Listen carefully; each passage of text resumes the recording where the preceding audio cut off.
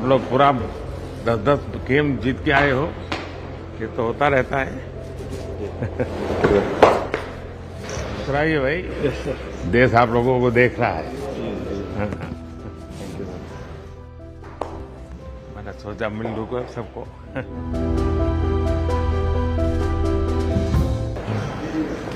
होता है।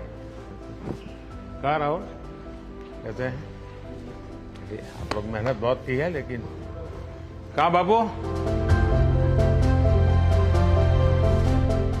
खेलो ना पड़ दो।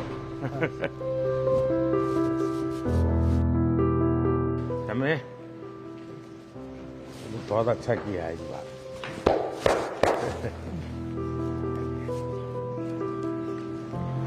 तो गुजराती बोलते हो इसने थोड़ा थोड़ा कर दो घर से। तो आप लोग बहुत अच्छी मेहनत की है।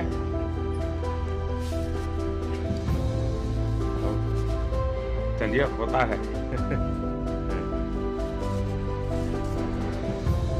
होता रहता है ऐसा। हाँ। और साथियों को एक दूसरे को जरा हौसला बुलंद करते चलिए। और जब आप लोग फ्री हो गए, कभी दिल्ली आएंगे तो बैठूंगा आप लोगों के साथ। मेरी तरफ से निमंत्रण है आप सब।